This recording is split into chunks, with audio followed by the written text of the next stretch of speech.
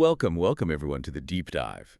Today we're diving into something really special, a unique culinary journey. Yeah, looking forward to this one. And I really want to stress that this isn't just, another recipe you'd find scrolling online somewhere. Not at all. No, definitely not. The source makes all the difference here. Exactly. We're talking about a really curated, in-depth look at a specific dish. And it comes from a source with, well, real substance. The Shrimp Boat book series. Which is fantastic. Proper research, proper context. Precisely. So our mission today, unpacking Chesapeake Eggs Benedict. It's this amazing breakfast classic, but with this incredible coastal twist. We want to get into the history, the key ingredients, how it's made. And what really makes it tick, right? Why it stands out. Yeah, especially compared to the traditional Eggs Benedict we all sort of picture in our heads. Yeah. And maybe even some other egg dishes out there. And as you mentioned, that source material, I think that's the critical starting point, isn't it? I think so too. What's really great here is that we're not just pulling this off some random food blog or, a quick recipe site. This deep dive comes directly from the Shrimp Boat book series. Right, like recipes from home, shrimping ain't easy. Exactly. And Spread M, they're all on Amazon if you want to, go deeper yourself. And that immediately signals something important. What was that? It signals a level of thorough research, meticulously presented culinary insight. That's actually pretty rare these days with everything moving so fast online. That's a really good point. It's not just clickbait.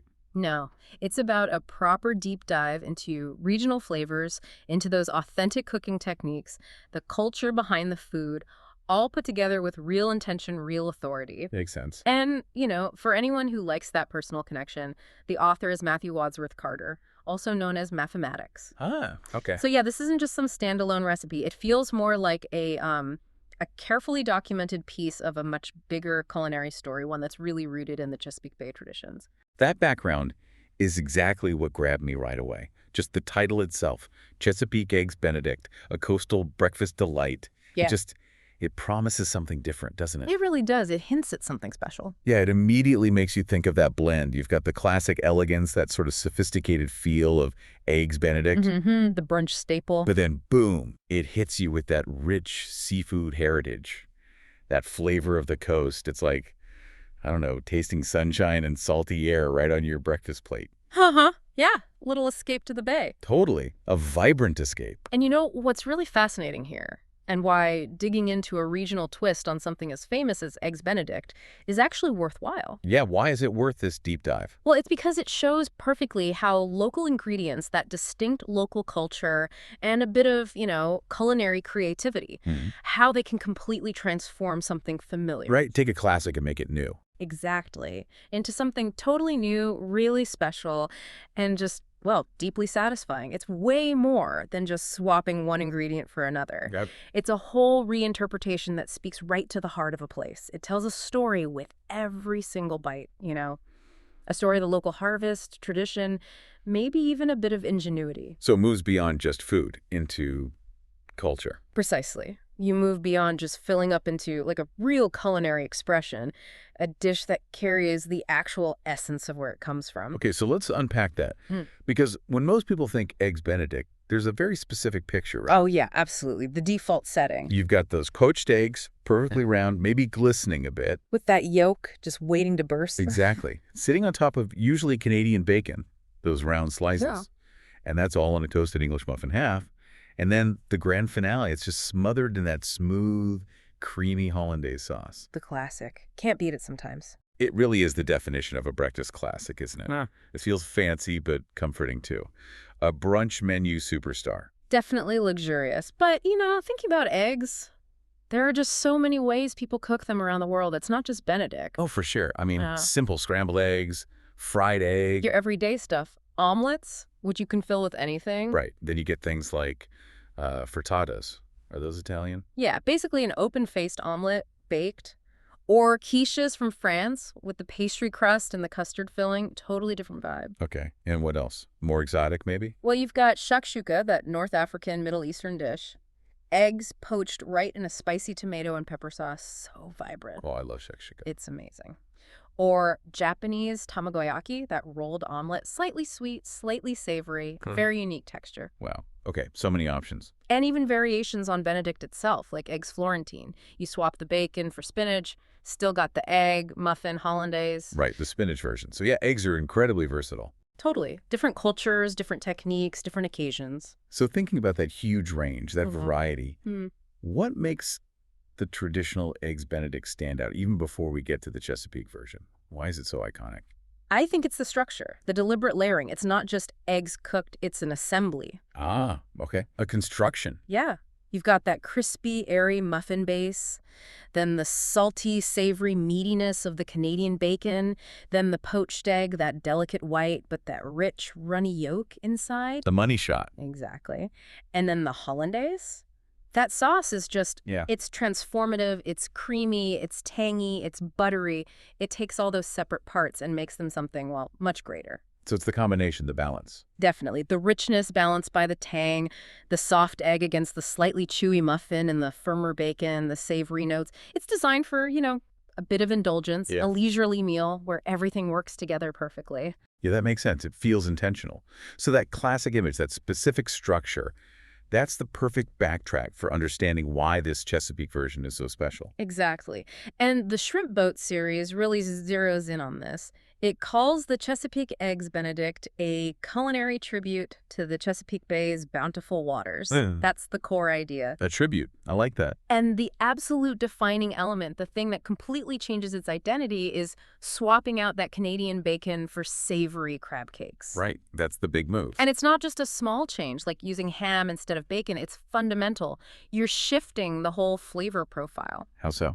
Well, you go from pork, which is smoky, salty, relatively lean, to seafood. Crab cakes bring this inherent richness, this sweetness, a definite brininess. It's completely different, distinctly seafood. So it grounds the dish in that region immediately. Absolutely. It anchors it right there in the Chesapeake Bay. That one swap takes it from being just a general breakfast classic to something that really captures the essence of the place.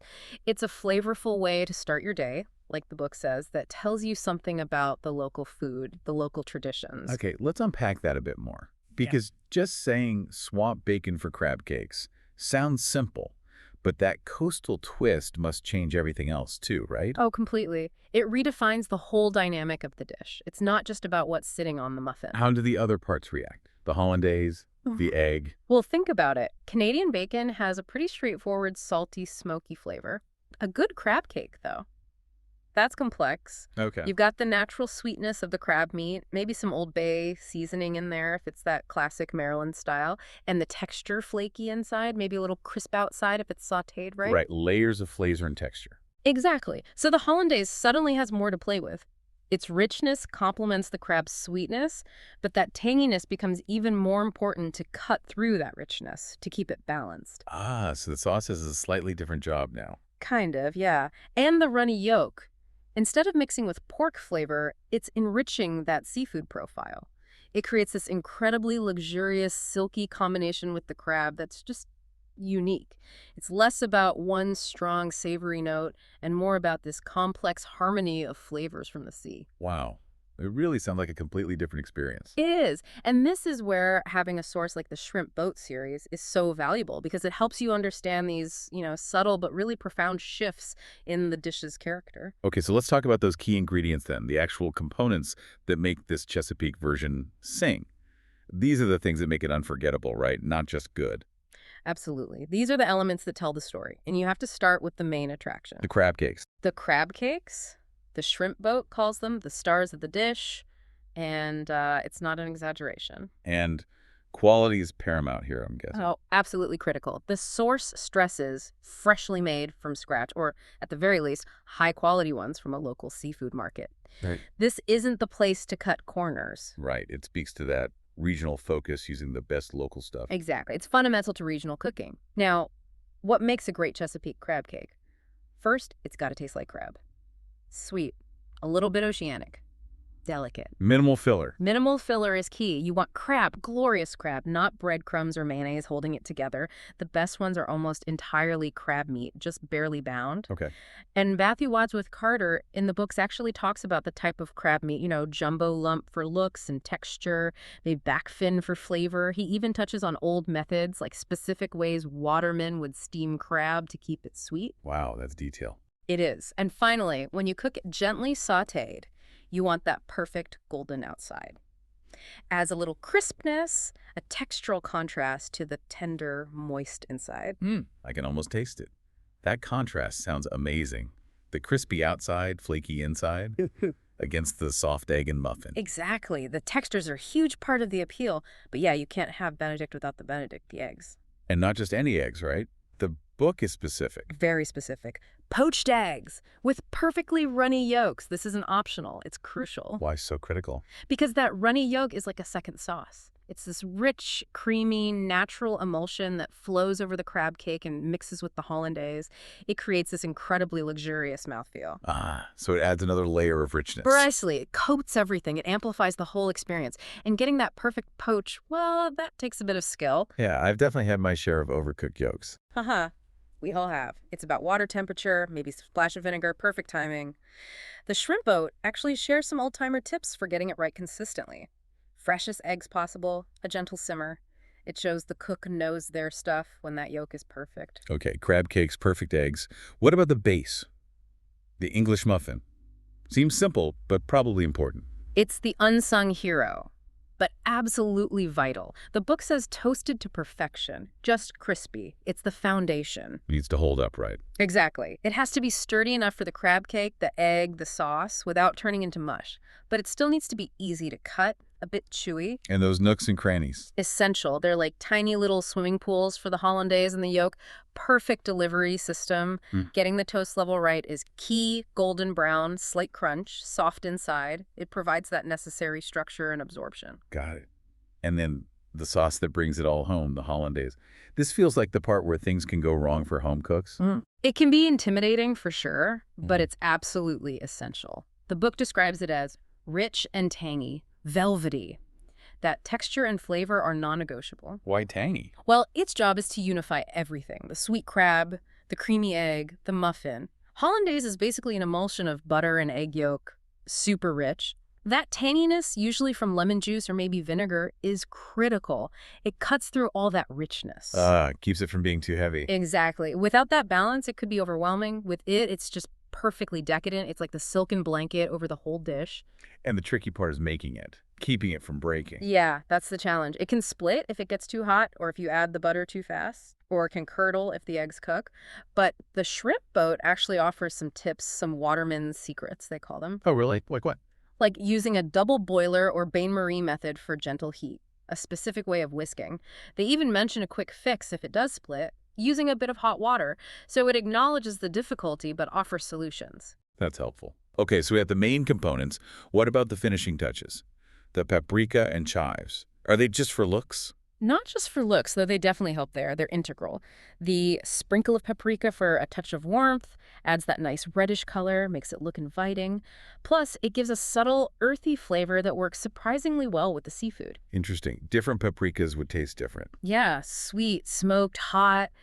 The book hints that cooks might adjust that. And the chopped fresh chives for a burst of freshness, that's key too. How so? They add that bright, delicate, oniony note, a little herbaceous lift against the richness, and the green color just pops, makes it look fresh and vibrant. So yeah, they hit multiple senses, sight, smell, taste. It shows real care in the final presentation. It really sounds like every single element has been thought through. Okay, so we know what goes into it. Let's talk about how. Putting it all together, it sounds like timing and technique are everything here. Absolutely. It's a sequence, a process. Each step is designed to have every component at its best when it hits the plate. The shrimp boat lays it out very logically. Okay, step one. The stars, the crab cakes. Right. You gently saute the crab cakes until they're golden and warm.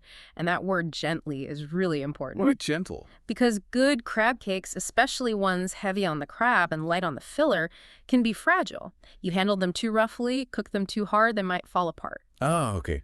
Lose that nice shape. Exactly. So a gentle saute in a bit of butter or oil gets you that lovely golden crust texture flavor from caramelization while warming them through perfectly.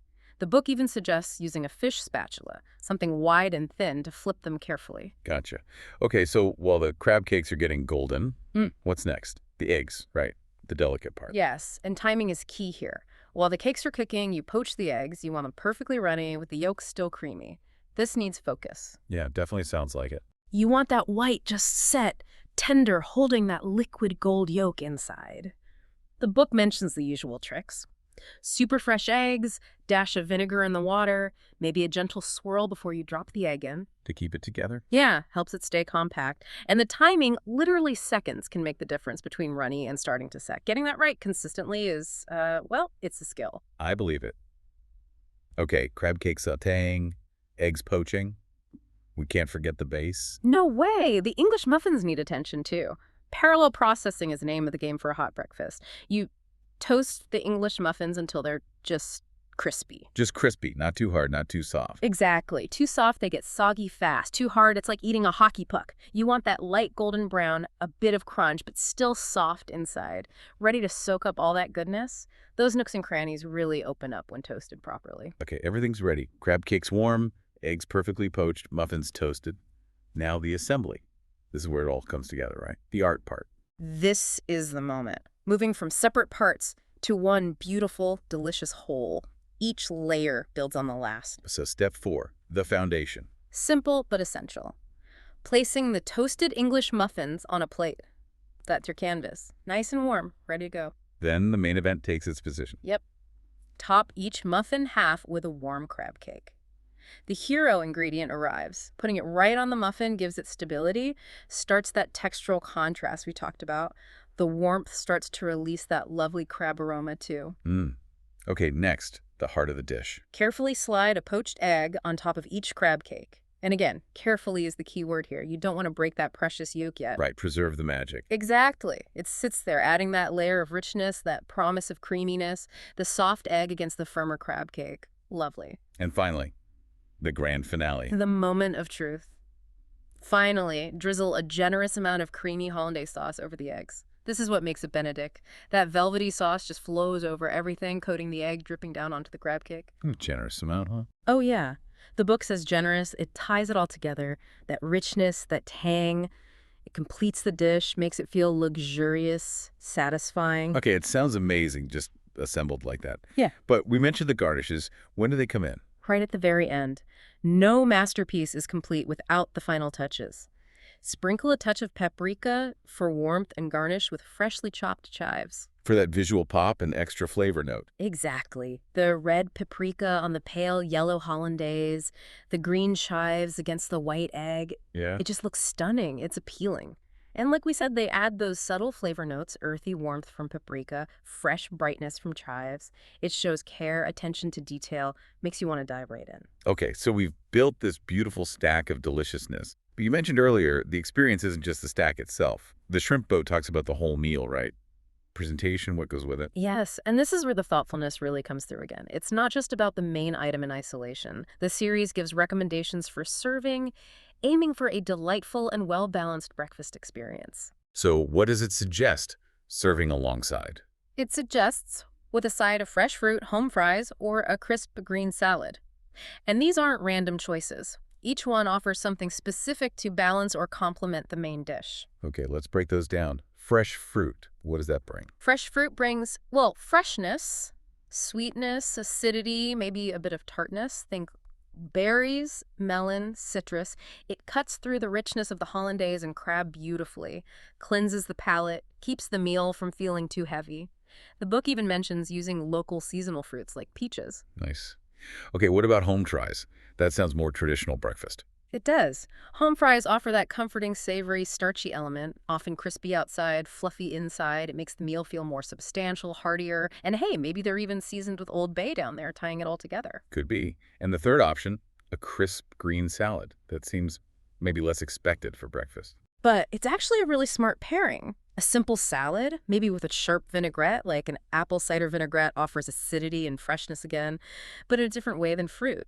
The crisp greens add another texture. And it makes it feel lighter maybe, suitable for brunch or lunch too. Exactly. It broadens the dish's appeal beyond just breakfast. It shows a really holistic view of the meal, thinking about balance in flavor, texture, richness. It's about the complete experience, not just the star component.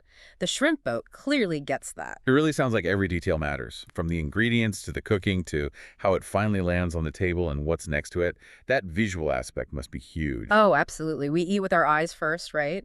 And this dish, done well, is stunning. That golden crab cake, the bright yellow yolk just waiting, the creamy pale hollandaise, the pops of red paprika, green chives. It's beautiful. It's like a little edible artwork. It really is. It's a visual story. It signals freshness, care, deliciousness before you even take a bite. That kind of presentation elevates the whole thing, makes it feel special, transforms it from just food into an experience. It connects back to that idea of food as storytelling, the colors and textures, telling the story of the Chesapeake Bay. Okay, here's where I think it gets really fascinating. This isn't just about a tasty, pretty breakfast. You've touched on it, the book emphasizes it. This dish is about place. It's about heritage. That is absolutely the core message, the deeper layer that Matthew Wadsworth Carter brings out. The book explicitly states, Chesapeake Eggs Benedict is more than a breakfast dish. It's a nod to the Chesapeake Bay's rich seafood heritage. A nod to heritage. I love that phrasing. It's perfect, isn't it? Right. It shows how food reflects a region's identity, its resources, its history, its culture. The Chesapeake Bay is famous for its seafood, especially blue crabs. They're iconic. They've supported communities there for generations. So this dish is like a celebration of that. Exactly. A delicious, respectful celebration of that heritage. It takes a familiar format, Eggs Benedict, and infuses it with the Bay's most prized ingredient. It instantly connects you to that specific place, its ecology, the watermen, the whole culture around the Bay. So when you're eating it, it's more than just tasting crab and egg and sauce. It's like you're tasting the place itself. That's the idea. The book uses this really evocative language. As you savor each bite, you're tasting the flavors of the bay, the warmth of the morning sun, and the coastal charm of the region. It's trying to create a full, sensory, almost emotional connection. Transportive, almost. Yeah, exactly. Maybe the sweetness of the crab reminds you of a seaside market, or the saltiness reminds you of the ocean air. It aims to turn the meal into a mini escape, a moment of cultural immersion. It's feeding more than just your hunger. It's feeding that desire for connection, for experience, for understanding a place through its flavors. That really elevates the whole idea of regional cooking, doesn't it? It absolutely does. Dishes like this are such powerful examples of how using local ingredients, combined with a bit of creativity, can totally revitalize classic recipes. Make them relevant and unique again. Precisely. It shows that culinary traditions aren't static. They're alive, they evolve, they get shaped by the local environment, by what's available, by the people cooking. It makes the familiar exciting, encourages us to explore beyond the generic, and really taste the stories that local foods have to tell. It's a reminder that often the most satisfying food is the food that's deeply connected to where it comes from. And the Shrimp Boat series does a masterful job of highlighting that connection. Wow. What an incredible journey through just one dish. Oh. We really took a deep dive into Chesapeake Eggs Benedict today. We saw how it's this fantastic coastal twist on a classic. Definitely special. We talked about those key elements, the amazing crab cakes, those perfectly poached eggs with the runny yolks, that crucial velvety hollandaise, and the presentation that just brings it all together. And forget the presentation. And we even put it in context, comparing it to the traditional Benedict and just the huge world of egg dishes out there. And critically, remembering that all this insight, this detail, came directly from the Shrimp Boat book series by Matthew Wadsworth Carter. Which underlines the quality and depth, yeah. So much more than just recipes. Exactly. It shows why these books offer something really valuable. So thinking about all this, it's just one ingredient swap, like using local crab cakes instead of Canadian bacon, can totally redefine a classic like Eggs Benedict. Yeah. If it can change its entire flavor, its feeling, and tell a whole story about a region and its heritage, it makes you wonder, doesn't it? Wonder what? What other classic dishes, what other culinary traditions out there are just waiting for a similar kind of reinterpretation, using local ingredients, maybe sustainable ones, or just something completely unexpected? And maybe more importantly, what unique stories would those new dishes tell? Stories about our communities, our environment, the amazing local flavors we might be overlooking. That is definitely something to think about. A really provocative thought to end on. What stories are waiting to be told on our plates? Exactly. Food for thought, you could say. Literally. Yeah.